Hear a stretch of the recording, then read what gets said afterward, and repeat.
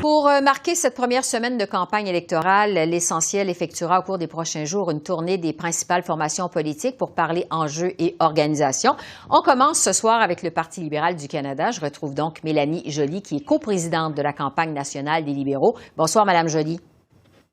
Bonsoir, bonsoir. Comment ça va? Ça va bien, merci. Avant de vous parler de la campagne électorale comme telle, j'aimerais revenir avec vous sur la question de l'Afghanistan, parce qu'on a vu ces images tragiques là, qui nous parviennent de Kaboul, et ça rebondit dans la campagne électorale au pays.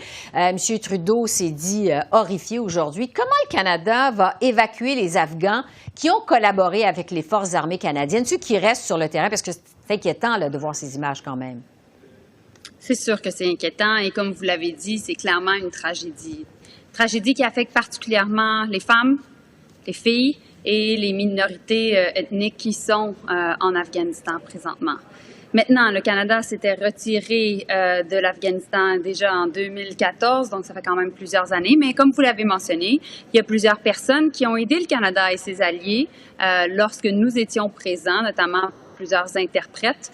Alors, on s'est engagé à les protéger, mais aussi à faire en sorte de les accepter comme réfugiés. Et bien plus que les interprètes, en fait, on s'est engagé à accueillir plus de 20 000 personnes, réfugiés afghans chez nous. Et bien entendu, étant donné que le pays fait face à énormément de problématiques présentement, la liste de ces réfugiés-là, donc réfugiés afghans, va être transmise à plusieurs de nos ambassades et missions qui sont dans des pays avoisinants et qui vont certainement recueillir plusieurs de ces personnes-là pour qu'on puisse par la suite les acheminer et les protéger ici au Canada. On va suivre évidemment les développements du côté de l'Afghanistan. Entre-temps, je veux revenir sur le moment de déclencher cette élection au pays en pleine pandémie. Ça aussi, ça a monopolisé quand même beaucoup le début de la campagne électorale. Plusieurs sont sceptiques, Mme Joly, sur la justification de M. Trudeau, qui a répété encore aujourd'hui que le moment est venu pour les Canadiens de s'exprimer. Même si on est en pleine 4e vague de la COVID, M. Trudeau ne semble pas avoir réussi quand même à convaincre tout le monde. Pourquoi ces élections maintenant, en pleine pandémie? Mais écoutez, on est en sortie de crise. On est un des pays les plus vaccinés, sinon le pays le plus vacciné au monde. Donc, on voit la lueur au bout du tunnel. Mais vous savez, Esther, ça fait maintenant 17 mois que les Québécois, les Canadiens, partout à travers le pays font preuve d'incroyable solidarité, qu'on se serre les coudes. Et c'est normal qu'ils aient leur mot à dire pour la suite des choses, non seulement pour les 17 prochains mois, mais aussi les 17 prochaines années, parce que la question que les Québécois et les Canadiens vont vouloir certainement déterminer, c'est comment on s'assure d'avoir une relance économique forte? Comment on est capable de construire un pays qui assure un filet social? Comment on est capable de protéger notre environnement et lutter contre les changements climatiques? Comment on peut faire en sorte que le coût de la vie soit abordable, particulièrement au niveau du prix des maisons. Bon. Donc, ce sont des questions fondamentales et c'est pour ça qu'on veut s'assurer d'exercer ce processus démocratique très important qui est essentiellement une élection fédérale. Vous êtes coprésidente de cette campagne. Je veux vous entendre sur les risques d'élection en pleine pandémie. Je parle des risques sanitaires. Là.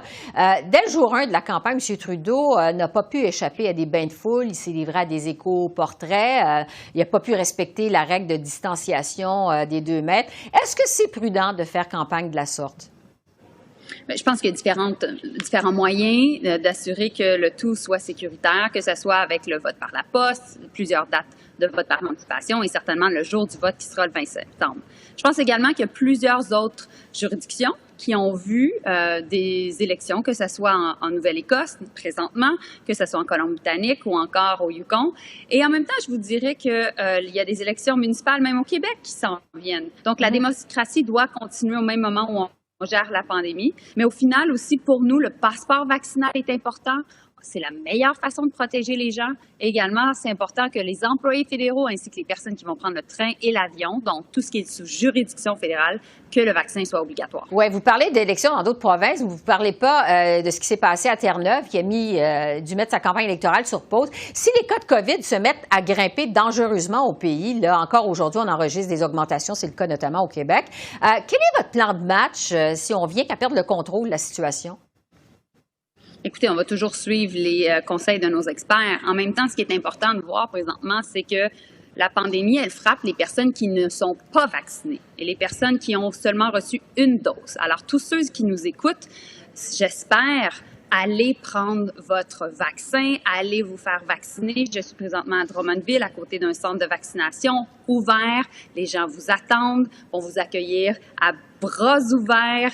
Et puis, je pense que c'est la meilleure façon de faire en sorte de se protéger tout un chacun. Oui. Sur les enjeux maintenant de la campagne, on a entendu M. Trudeau parler, jusqu'à maintenant, d'aide au tourisme, de meilleurs systèmes de santé, d'environnement, de services de garde, évidemment. Sur quoi les libéraux comptent principalement faire campagne pendant les 5 prochaines semaines?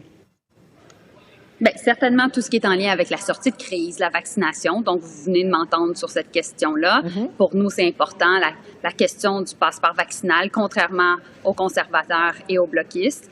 L'autre chose, il nous faut un plan de relance économique. Il faut créer des emplois, il faut les maintenir aussi et s'assurer de gérer tout ce qui est pénurie de main-d'œuvre parce qu'il y a une pénurie de main-d'œuvre dans certaines situations, dans certains secteurs. Alors, il nous faut un plan crédible et c'est pour ça que, justement, comme parti, comme futur gouvernement, on est en mesure justement de rassurer la population là-dessus.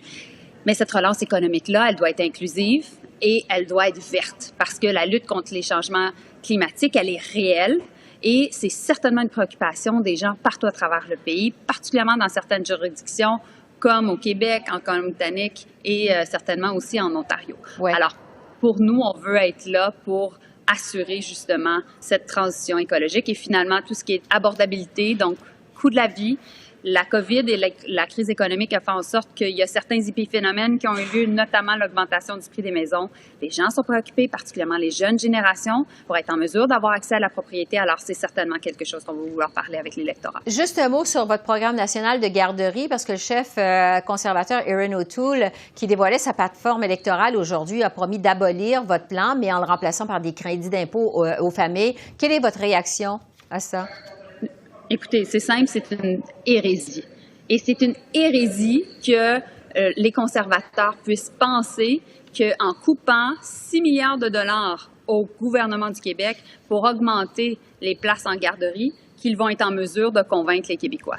Écoutez, il y a 50 000 places en garderie qui manquent au Québec. Alors nous, on veut faire notre part parce que les familles en ont besoin, et certainement les femmes, parce que les femmes ont plus été affectées par la pandémie parce que souvent elles devaient rester à la maison et s'occuper des enfants. Elles ont besoin d'avoir accès à des places de garderie pour travailler et c'est certainement le cas un petit peu partout à travers le pays.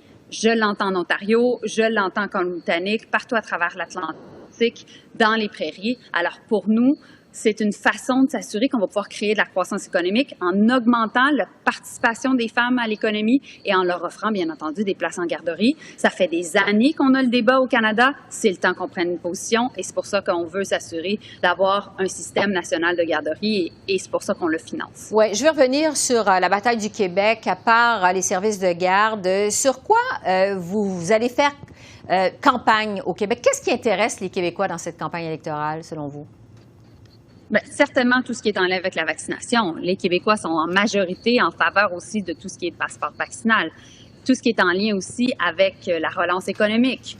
Certainement, c'est pas le Bloc québécois qui crée des emplois au Québec. On le sait, en matière de développement économique, leur bilan est extrêmement faible. Et en même temps, certainement aussi au niveau de la protection environnementale, donc de l'environnement. Donc, vous savez, Esther, quand je me présente aux différentes portes de Cartierville, mais aussi j'étais à Sherbrooke tantôt ou à Compton-Stanstead, les gens nous parlent de l'environnement. Alors, on va vouloir parler de ça. Bien entendu, en tant qu'ancienne ministre des langues officielles, la protection du français est toujours une priorité. Alors, pour nous aussi, on va vouloir rappeler notre bilan là-dessus. OK. Et toujours sur la bataille du Québec, justement, aujourd'hui, le chef du Bloc québécois a dit qu'il visait pas moins de 40 sièges, ce qui rendrait votre majorité plus difficile à atteindre, c'est le moins qu'on puisse dire. Les libéraux ont 35 sièges au Québec. Pensez-vous vraiment pouvoir faire des gains au Québec? Comment vous voyez la bataille? Bien, écoutez, c'est pas la première fois qu'Yves-François Blanchet fait preuve d'arrogance. Cette arrogance-là, elle est très particulière au chef du Bloc québécois.